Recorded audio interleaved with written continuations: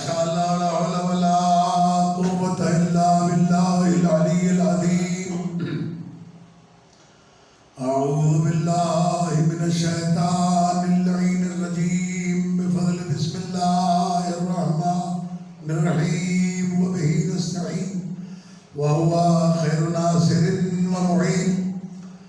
الحمد للہ الذی علا فی توحد ودنا فی تفرد جلا فی سلطان وعظما فی ارکان مجید لم یزل محمود لا یزال. الصلاة والسلام والتحیۃ والاکرام علی بعثہ اللہ بالنور المضی والبرہان الجلی والمنہاج البادی والکتاب الہادی الخاتم لما سبق والفاتح لمن غلق المعلن الحق بالحق سیدنا مولانا بالقاسم محمد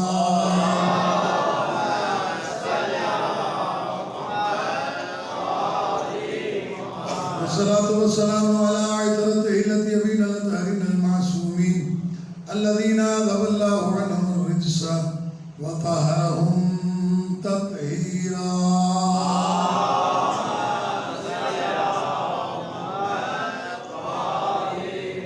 اللعنة الدائمة الباقية على أعداء الله وأعدائهم أجمعين من يوم عداوتهم إلى قيام يوم الدين.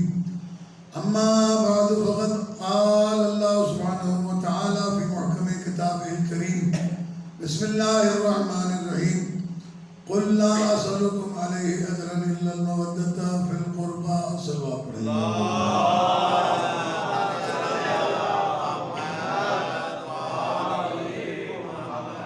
عزیزان گرامی، ہمارے یہ سلسلہ مجالس کی آج نویں مجلس ہے اور سلسلہ بیان میں نے آپ کی خدمت میں عرض کیا تھا اللہ نے ہر نبی کی رسالت کا اجر اپنے اوپر رکھا ہے، لیکن سرور کائنات فخر موجودات حضرت محمد مصطفیٰ صلی اللہ علیہ وسلم کی رسالت کا اجر مودت فی القربہ میں رکھا ہے. سبب کیا ہے؟ جو بات سمجھنے والی ہے، یہ تفسیر قرآن نہیں کر رہا ہے. جو قرآن مجید پہ حکم ہے افلا یتدبرون القرآن، کیا قرآن مجید پہ غور نہیں کرتے؟ تو جب میں نے تدبر کیا کہ ہر نبی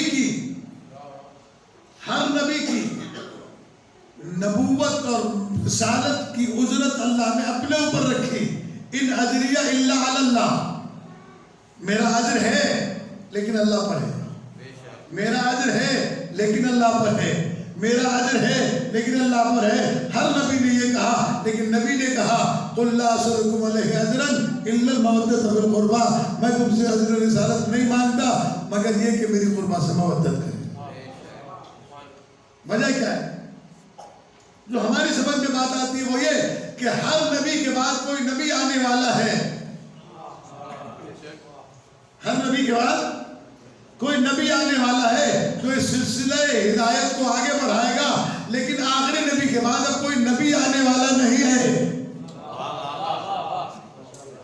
آخری نبی کے بعد کوئی نبی آنے والا نہیں ہے، اس لیے اللہ نے 2-3 ہادیوں کی ضروریت کو چنا، باقی فقط نبیوں کو چنا.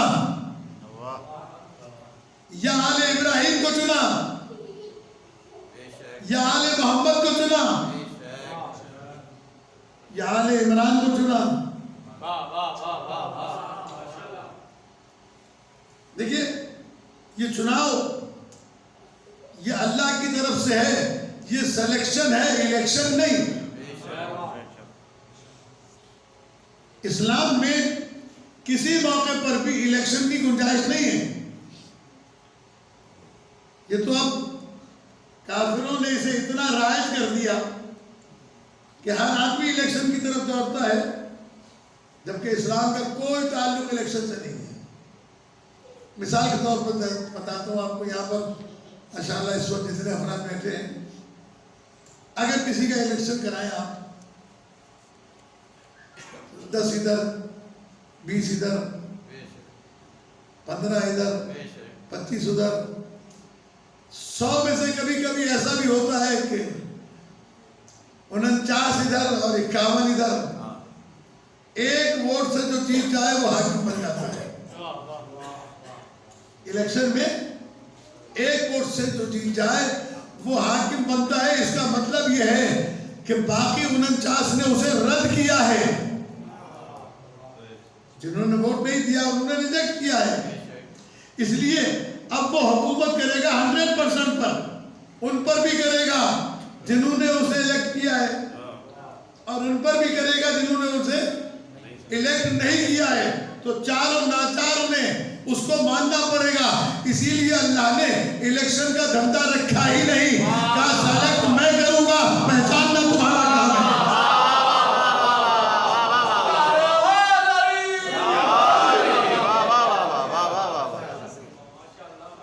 سنوں گا میں،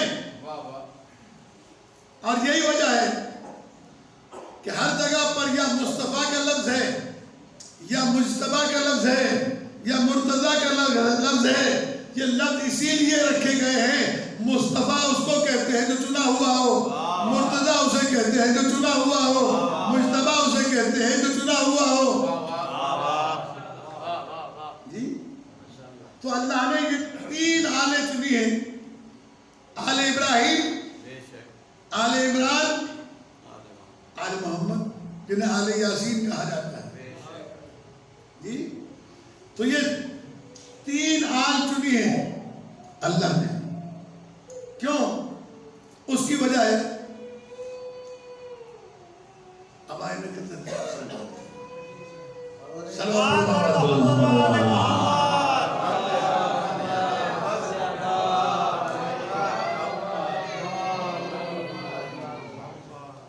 یہ جو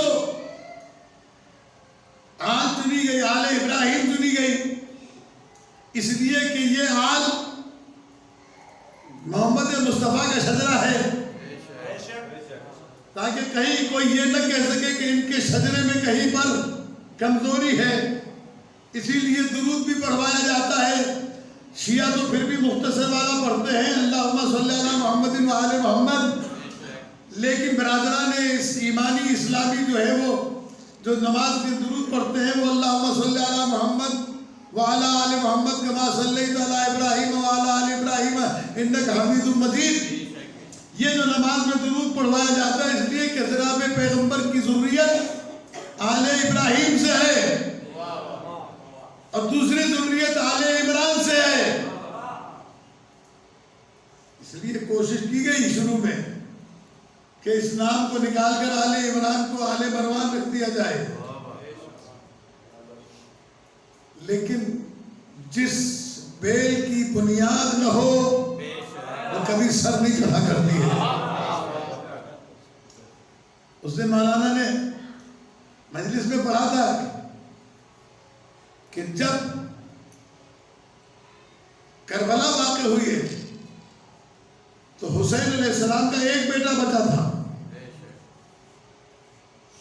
اور یزید کے ملاؤن کے 18 بیٹے تھے، اور بنی امیہ سے نہ جانے کتنے تھے، لیکن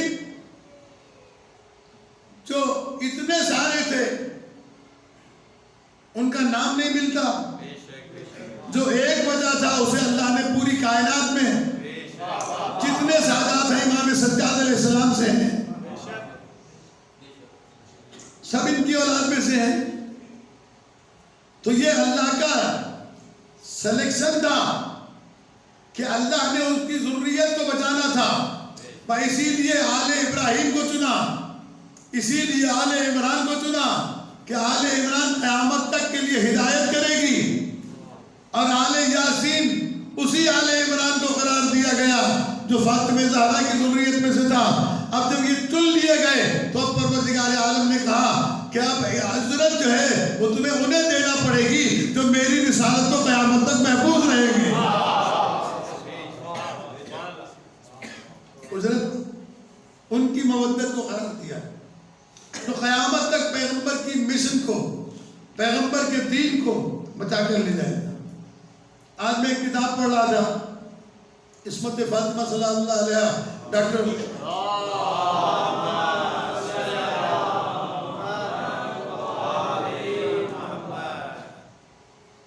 فریدی صاحب، صداقت علی فریدی صاحب کی، اس میں انہوں نے بہت ساری روایتیں عظمت سیدہ اور فضیلت سیدہ سلام اللہ علیہ پہ لکھی ہیں۔ ایک روایت آپ کی خدمت میں دیا کرتا ہوں، اور اگر سمجھ میں آ جائے تو یہ ایک روایت کافی ہے، بشرطے کہ آدمی سمجھنے کی کوشش کرے۔ مستدرک حاکم کی بھی اس میں حوالہ ہے، اور مسند احمد بن حنبل کا بھی اس میں حوالہ ہے، سنن نسائی کا بھی اس میں حوالہ ہے، اور روایت کرنے والا مسلمانوں کا وہ راوی ہے کہ اگر اس راوی کو مسلمانوں کے پاس سے نکال دیا جائے تو ان کے پاس حدیث بچتی نہیں ہے۔ کیا نام ہے؟ حضرت ابو ہریرہ، بلیوں کا باپ، ابو ہریرہ کہتے بلی کو۔ تو یہ روایت کرتے ہیں، کیا روایت کرتے ہیں کہ نظر رسول اللہ صلی اللہ علیہ وآلہ وسلم الی علی والحسن والحسین والی فاطمہ، پیغمبر نے ایک مرتبہ نگاہ اٹھا کے ان چار ہستیوں کو دیکھا، علی کو دیکھا، حسن کو دیکھا، حسین کو دیکھا، بطول کو دیکھا۔ جب انہیں دیکھ چکا تو ایک جملہ کہا پیغمبر نے، کیا جملہ کہا کہ انا حرب لمن حاربکم وسلم لمن سالبکم، اے اہل بیت، اے علی، اے حسن، اے حسین، اے فاطمہ، بس میری جنگ ہے اس سے جو تم سے لڑے، میری صلح ہے اس سے جو تم سے صلح کرے۔ تو فیصلہ تو ہو گیا، تو اب جو علی سے لڑ رہا ہے وہ علی سے نہیں رسول سے لڑ رہا ہے۔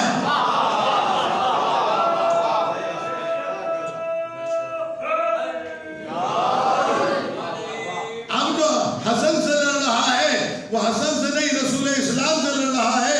اب جو شخص حسین سے لڑ رہا ہے وہ رسول اسلام سے لڑ رہا ہے۔ جو فاطمہ زہرا سے مخالفت لے رہا ہے وہ رسول اسلام کی مخالفت لے رہا ہے۔ اب مسلمان سارے مفتی مل کر اس حدیث کو صحیح قرار دینے کے بعد یہ بتائیں کہ جو رسول سے جنگ کرے وہ مومن ہو سکتا ہے؟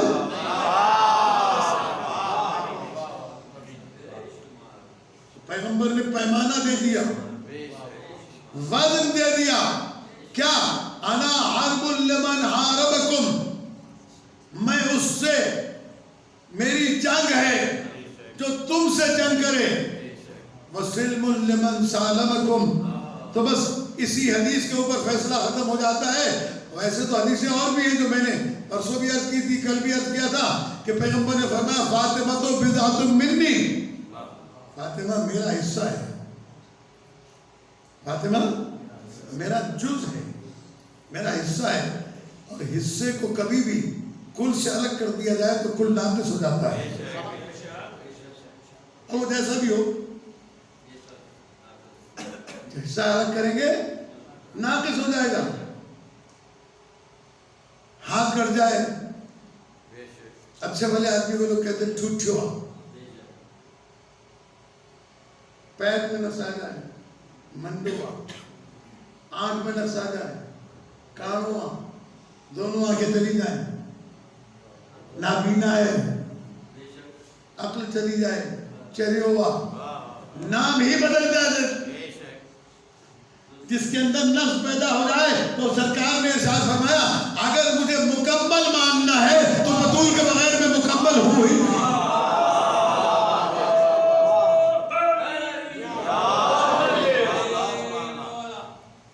مجھے مکمل ماننا ہے، فاطمہ تو بضعۃ منی۔ اور صرف حدیث یہاں پر رکی نہیں، اگر یہاں پر رک جاتی مسئلہ ہم حل ہو جاتا۔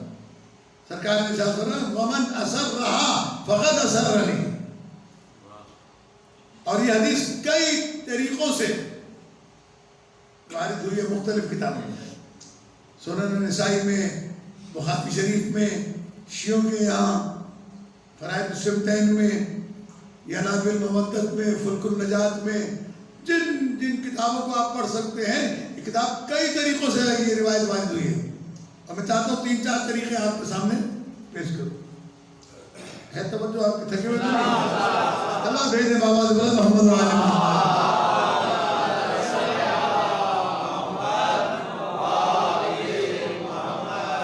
سرکار شاہ فرماتے فمن اغضبها فقد اغضبنی، جس نے اسے غضبناک کیا اس نے مجھے غضبناک کیا. اس طریقے سے بھی ہے لفظ. ومن اسرها فقد اسرنی، جس نے اسے خوش کیا اس نے مجھے خوش کیا. پھر کہا فمن ابغضها فقد ابغضنی، جس نے فاطمہ سے دل میں بغض رکھا اس نے مجھ سے بغض رکھا. ومن ارضاها فقد ارضانی، جس نے اسے راضی رکھا اس نے مجھے راضی رکھا. آج مجھے لگے تو مزے میں آئے ہو.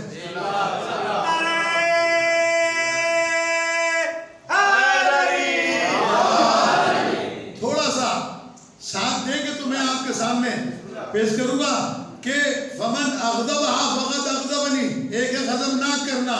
فاطمہ کو جس نے ناراض کیا،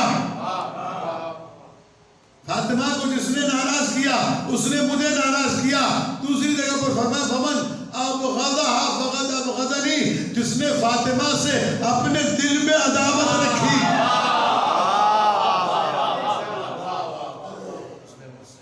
اس نے مجھ سے عداوت رکھی. جس نے اسے خوش کیا اس نے مجھے خوش کیا، جس نے اسے راضی کیا اس نے مجھے راضی کیا. تو اب یہ کہنے کا مجھے حق دے دیجئے کہ پیغمبر نے پیمانہ دیا تھا کہ قرآن مجید میں اللہ نے کہا کہ ان اللہ ورسولہ احق ان یرضوہ ان کانوا مؤمنین. میں نے پرسوں پڑھی تھی یہ آیت کہ اللہ تبارک و تعالیٰ نے فرمایا کہ جو مومن ہے اس پر سب سے زیادہ حق اس بات کا ہے کہ وہ اللہ کو راضی رکھے، توجہ رکھے. جی کس کو راضی رکھے؟ اللہ کو راضی رکھیں. اور دوسرا ورسولہ، اور اس کے رسول کو راضی رکھیں. اب نہ اللہ ہمارے سامنے کہ پوچھ سکے کہ تو راضی ہے کہ نہیں، نہ رسول ہمارے سامنے کہ پوچھ سکے کہ آپ راضی ہیں کہ نہیں. لہذا اللہ نے بھی اپنی رضا کا پتہ بتایا، نبی نے بھی اپنی رضا کا پتہ بتایا. اللہ نے نبی کے بستر پہ سلوا کر اعلان کیا وَمِنَ النَّاسِ مَن يَشْرِي نَفْسَهُ ابْتِغَاءَ مَرْضَاتِ اللَّهِ. کچھ لوگ ہیں جو اپنا نفس بیچ کر اللہ کی رضا حاصل کرتے ہیں.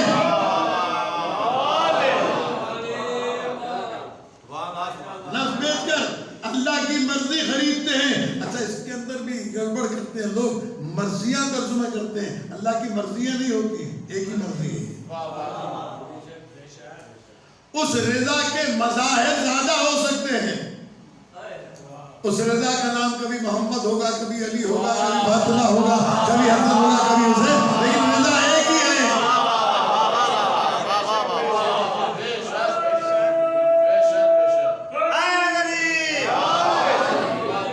رضائے پروردگار. ان جملوں کو محفوظ کیجئے گا، یہ کام آئیں گے زندگی بھر آپ کو. یہ عقیدے اور ایمان سے متعلق چیزیں. تو اللہ کیسے راضی؟ اللہ نے رضا دی علی علیہ السلام کو. پیغمبر نے فرمایا کہ جس نے بطور کو راضی کیا اس نے مجھے راضی کیا. تو اب بات سامنے آ گئی کھل کر، جسے اللہ کو راضی رکھنا ہو وہ علی کو راضی رکھے، جس نے رسول کو راضی رکھنا ہو بطور کو راضی رکھے.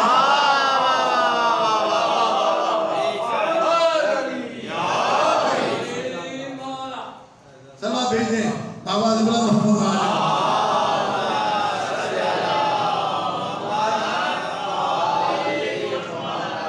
نسخہ بالکل آسان سا ہے. حدیث نہیں مانتے تو قرآن کو مان لو، اور دونوں کو جوڑ کے مانو گے تو آرام سے سمجھ میں آ جائے گی بات. یہ بات پیغمبر اکرم صلی اللہ علیہ وآلہ وسلم نے بھی کہی اور قرآن نے بھی کہی. رضائے پروردگار، مرضی پروردگار کا نام ہے. یہ جس سے راضی ہو جائے اس اس سے اللہ راضی، یہ جس سے راضی ہو جائے اس سے رسول راضی۔ تو اب یہ کہ اللہ کے پاس جانے کی ضرورت نہیں، راضی کرنے کے لیے اللہ کی تسبیح نکالنے کی ضرورت نہیں ہے۔ دیکھو تم سے علی راضی ہے یا نہیں؟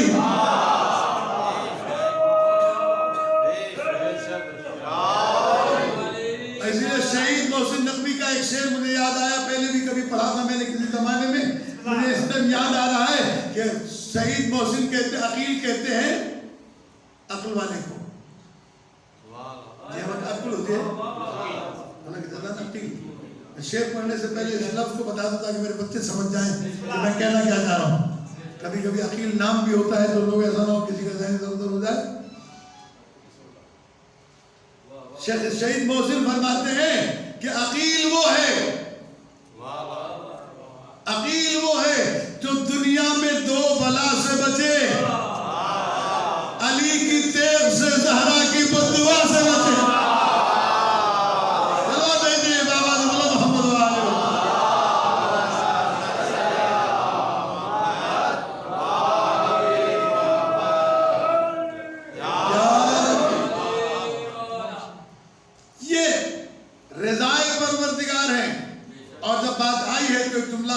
کہتا چلوں اور یہ بہت ضروری ہے، میرے ذہن میں آ گئی یہ بات کہ سرکار ختم مرتبہ صلی اللہ علیہ وآلہ وسلم کے پاس کسی نے آ کے کہا یا رسول اللہ میں اس وقت یہ جاننا چاہتا ہوں کہ میرا اللہ مجھ سے راضی ہے یا نہیں،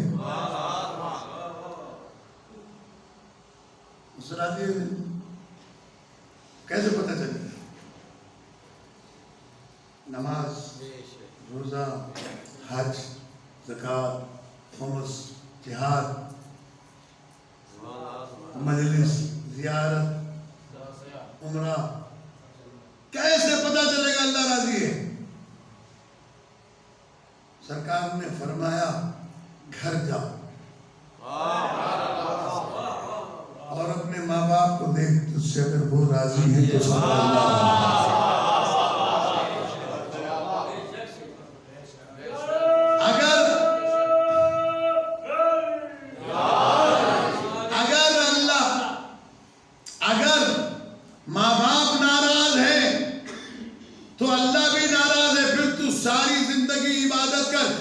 گھنٹے قرآن پڑھ، 24 گھنٹے مسجد میں بیٹھا رہو، 24 گھنٹے خدمت کر، کوئی عمل قابل قبول نہیں اگر تیرا باپ تجھ سے راضی نہیں ہے۔ جی لوگ اس مسئلے کو نہیں سمجھتے، آسان سمجھتے ہیں، داڑھی بھی رکھے لا، نماز بھی پڑھو تھا، روزہ بھی رکھو تھا، چنگا کم بھی کرو تھا، مالا پوڑو ناراض ہے بھلے ہوتے چاہتے۔ اللہ نے اپنی رضا کو والدین کی رضا کے ساتھ مشروط کیا ہے۔ جس کے ماں باپ ناراض ہو، میں ممبر سے ذمہ داری کے ساتھ عرض کر رہا ہوں، دو علماء بیٹھے ہوئے ہیں، طالب علم بیٹھے ہوئے ہیں، آپ کتاب جا کے دیکھیے گا، کسی قیمت پر وہ انسان اپنے اللہ کو راضی نہیں کر سکتا جس کے ماں باپ ناراض ہو، سوائے اس کے کہ وہ ماں باپ کو راضی کرے۔ اس کے علاوہ اسی لیے پیغمبر نے ارشاد فرمایا کہ تمہارے باپ ہیں 3، ہر آدمی کے 3 باپ ہیں، گھبرائے دے ہر آدمی کے تقریباً ہر آدمی کے 3 باپ ہیں۔ سرکار نے فرمایا تمہارے 3 باپ ہیں، ابو کا سلاس 3 باپ ہیں، پہلا وہ جس کے نطفے سے پیدا ہوئے ہو وہ تمہارا باپ ہے، دوسرا وہ جس نے تمہیں علم دیا ہے وہ دوسرا تمہارا باپ ہے، اور تیسرا باپ وہ جس نے تمہیں بیٹی دی ہے۔ یہ 3 باپ ہو گئے۔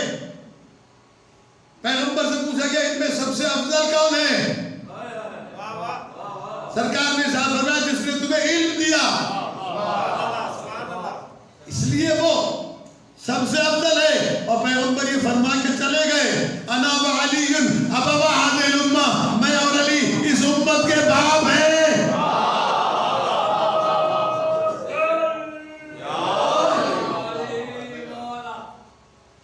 علامہ ذیشان الجوادی علیہ مقام ایک جملہ کہا کرتے تھے، بڑا خوبصورت جملہ ہے، میرا دل چاہتا ہے کہ ان کی بلندی درجات اور رسالت ثواب کے لیے آپ کی خدمت میں ہدیہ کروں. کب پیغمبر نے کہا میں باپ ہوں، یہ بھائی کے برابر بتاتے ہیں. جنہیں رشتوں کا تمیز نہیں وہ دین کیا سمجھیں گے؟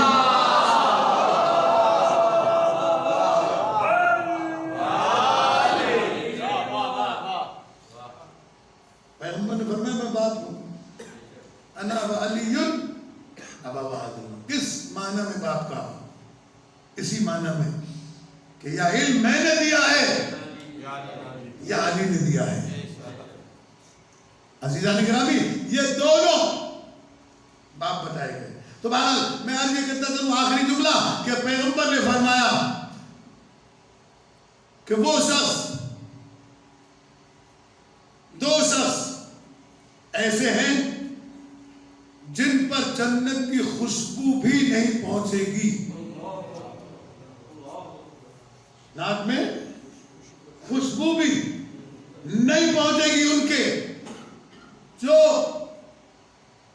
دو لوگ ہیں، پوچھا گیا یہ دو کون ہیں؟ تو جو میں نے پڑھی روایتیں میں اپنی معلومات کے مطابق عرض کرتا ہوں. تیسرا اگر کسی کو پتا ہو تو بتا دیجیے گا، لیکن دو کا مجھے معلوم ہے کہ پیغمبر نے فرمایا وہ بھی جنت کی خوشبو نہیں سونگھ سکتا جس سے اس کا باپ ناراض ہو، وہ بھی جنت کی خوشبو نہیں سونگھ سکتا جس سے میرا علی ناراض ہو.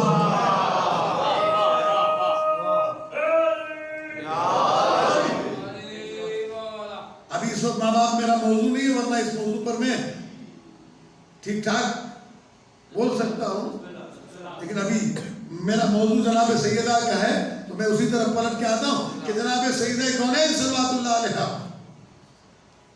رضائے مصطفیٰ کا نام ہے. لاکھ لبیک یا رسول اللہ کہیے، جواب آئے گا لا لبیک، تیری حاضری قبول ہی نہیں ہے، اس لیے کہ تجھ سے میری بطول جو راضی نہیں. شہزادی جو تجھ سے راضی نہیں ہے، یہ وہ صاحب عظمت بھی ہے کہ جب اس بی بی کی منگنی ہوئی، جسے آپ کیا کہتے ہیں سگائی، منگنی دہان ہے، سندھی لفظ ہے سگائی. جب دو رشتے بناتے ہیں، اب منگنی بھی کہا جاتا ہے لیکن یہ اردو کا لفظ ہے، ہندی کا لفظ ہے، سندھی کا لفظ ہے سگائی، دو رشتوں کا جوڑنا.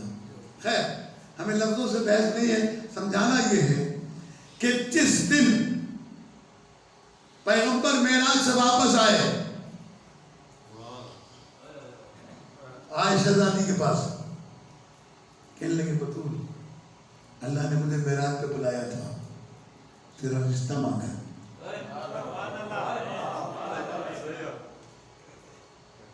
تیرا رشتہ مانگا.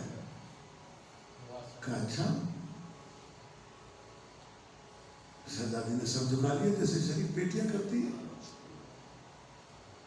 کہا قبول ہے. کہا قبول ہے، لیکن یہ تو پوچھے کہ وہ مجھے مہر کیا دے گا، مجھے مہر کیا ملے گا. فوراً جبرائیل آ گئے کہ اللہ کے رسول، اور یہ بات بھی میں اس لیے پڑھ رہا ہوں کہ ہمارے بیٹیوں کے ساتھ بڑی زیادتی ہوتی ہے. رشتے کے معاملے پر بیٹیوں سے نہیں پوچھا جاتا، اور اگر وہ بتا بھی دیں ہم وہاں نہیں کرتے کیونکہ ہمارا ان سے جھگڑا ہے، اختلاف ہے، کوئی مسئلہ ہے. کائنات میں سب سے بڑی طاقت کا نام ہے اللہ، اس کے بعد دوسری طاقت کا نام ہے محمد،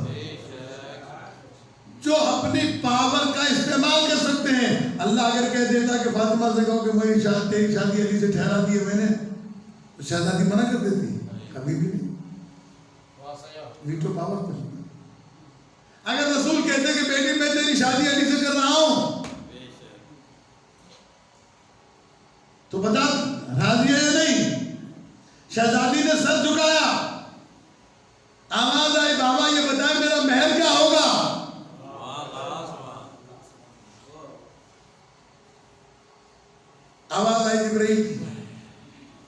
زمین کا پانی اور نمک تیرے محل میں. ایک گھونٹ پانی بھی دنیا میں کوئی تیرا دشمن پیے گا تو حرام پیے گا. شہزادی نے دوسرا جملہ کہا، بابا اللہ سے پوچھیں یہ محل دنیا کی بادشاہوں کی بیٹیوں کو مل سکتا ہے؟ پانی اور نمک. میں تو وہ محل چاہتی ہوں جو نہ مجھ سے پہلے کسی کو ملا ہو نہ میرے بعد کسی کو ملا ہو. مجھے وہ والا محل چاہیے تاکہ میرے محل میں کائنات کا کوئی اور شریک ہی نہ ہو. اللہ نے دیا وہ محل. میں بتاتا ہوں ابھی آپ کو ایک جملہ سن لیں. جس کے محل میں دنیا کی عورتیں شریک نہیں ہو سکتی اس کی عظمت میں کوئی بیوی کیسے شریک ہو سکتی؟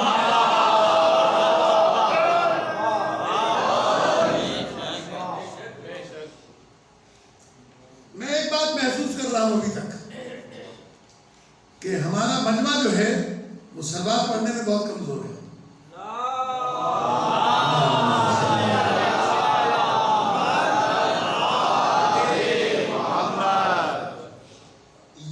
دوا ہے جو کائنات میں ہر لا دوا کا علاج ہے.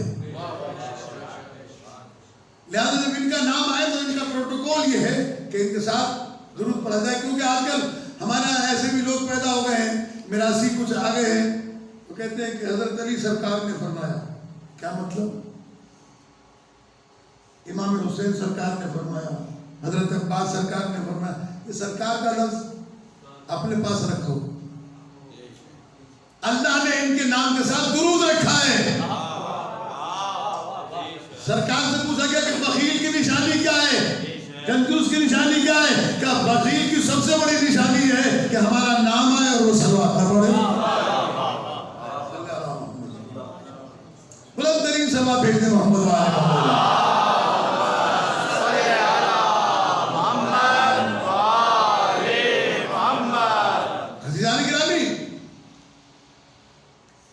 اللہ نے جبرائیل سے یہ نہیں کہا کہ جو میں نے دے دیا بس.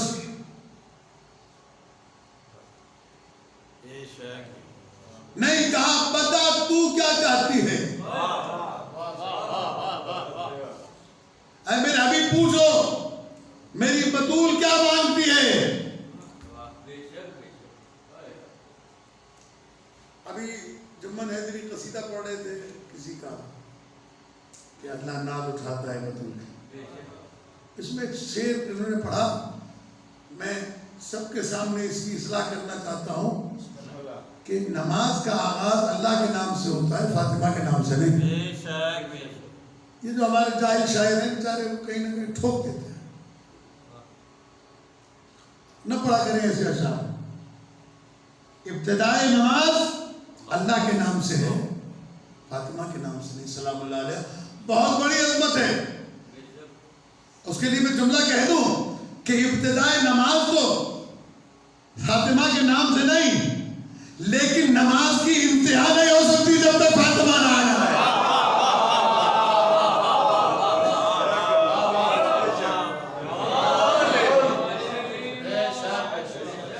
نماز باطل ہے ان کے نام کے بغیر. اور اسی کو شافعی رحمت اللہ علیہ نے کہا، میں بار بار پڑھ چکا ہوں، پڑھتا رہتا ہوں، سناتا رہتا ہوں، مجھے بڑا اچھا لگتا ہے. یہ 4 مصرے شافعی رحمت اللہ علیہ جو ایک بہت بڑے قبیلے کے امام ہیں فرماتے ہیں، یا اہل بیت رسول اللہ حبکم فرض من القرآن انزلہ لا کفاکم من عظیم الامر انکم من لم یصلی علیکم لا صلاۃ لہ. اے آل محمد تمہاری عظمت کے لیے بس اتنا ہی کافی ہے کہ نماز اللہ کی پڑھی جائے، تم پر درود نہ پڑھے تو اس کی نماز ہی نہیں ہوتی ہے.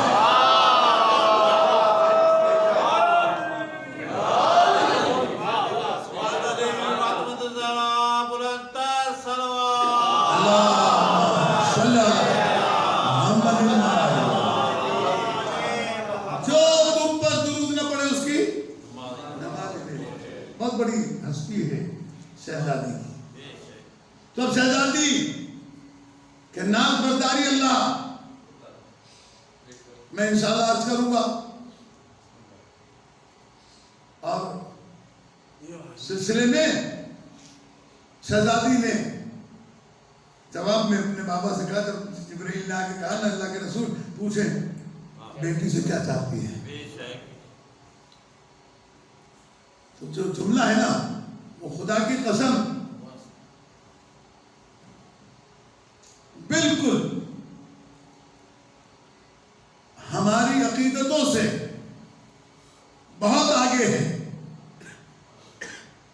آپ نے تو پیدا ہونے کے بعد شہزادی کو مانا ہے،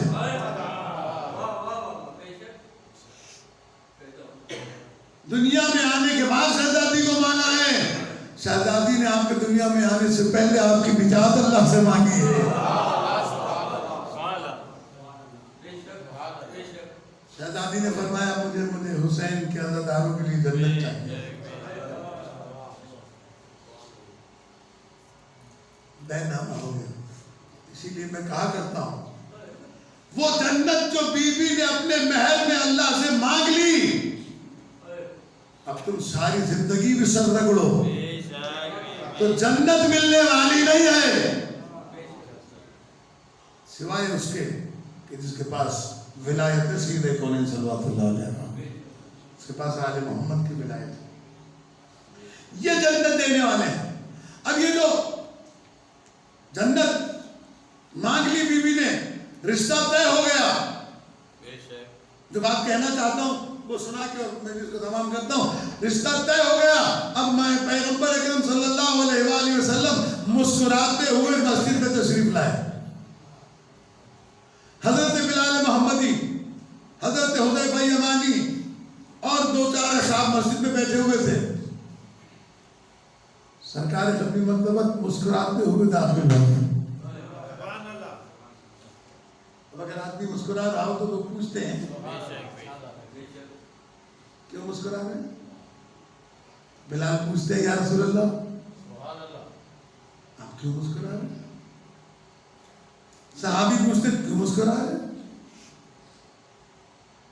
حضرت بلال روایت کرتے ہیں کہ پیغمبر نے فرمایا آج میری بیٹی اور علی نے میری امت کو جہنم کی آگ سے آزاد کرا دیا۔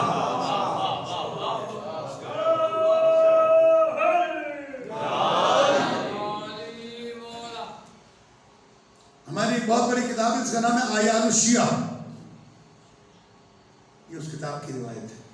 میں نے جو کتاب جناب بلال محمدی پر لکھی اس کے اندر میں نے یہ روایت لکھی ہے۔ میری بیٹی نے اور داماد نے علی نے آج میری امت کو جہنم کی آگ سے آزاد کرا دیا۔ کہا یا رسول اللہ کیسے؟ کہا ابھی رشتہ طے ہوا، اللہ نے رضوان جنت کو حکم دیا کہ جنت میں لگا ہوا درخت طوبہ ہے اسے ہلاؤ۔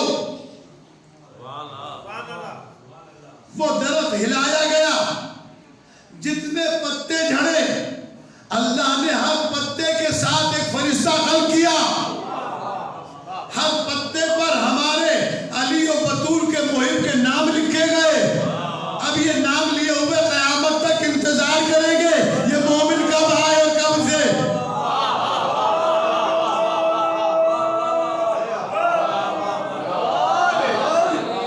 دیکھیے بہت وزنی بات آپ کے حوالے کر رہا ہوں، اس کو تھوڑا غور کریں۔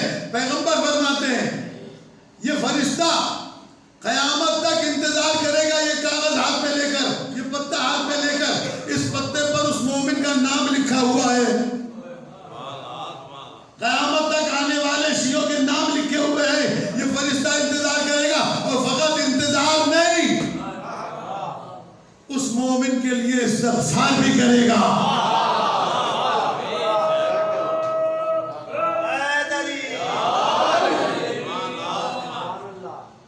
یہ روایت میں نے پڑھ دی، ایک لفظ کہوں اگر اجازت ہو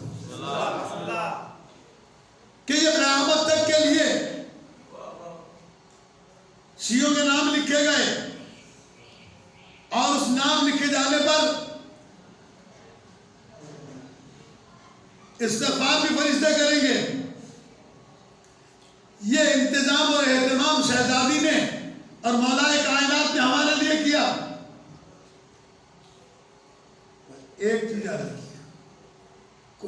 ایسا کام نہ ہو کہ یہ نام مٹا دیا جائے. اس کے لیے حکم ہے کہ اس کی قدر ہمیں کرنا ہے کہ یہ نام وہاں سے مٹا نہ دیا جائے. یہ بہت ضروری ہے کہ اس مسئلے کو سمجھا جائے. تو شہزادی نے ہماری نجات لے لی, ضمانت لے لی, اور یہ ضمانت عام آدمی کی ضمانت نہیں ہے, یہ بیوی کے لیے ہوئی ضمانت ہے.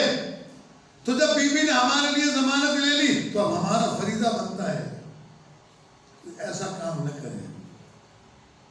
یہ معرفت سیدہ کونین صلی اللہ علیہ کے لیے لازم ہے کہ کوئی ایسا کام نہ کرے جس سے میری بیوی کی آنکھوں میں آنسو آ جائے,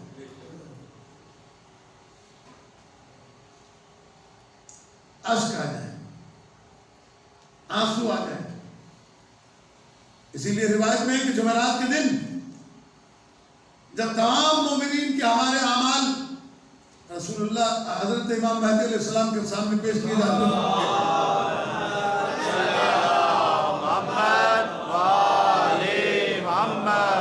بی بی کے سامنے تک پیش کیے جاتے ہیں, امام کے سامنے تک پیش کیے جاتے ہیں, تو امام کچھ اعمال دیکھ کر ہنستے ہیں اور کچھ اعمال دیکھ کر روتے ہیں. اور اگر بطول کا بیٹا روئے گا تو بطول مسکرائے گی. تو نہیں. آپ خوش نصیب ہیں, ہم خوش نصیب ہیں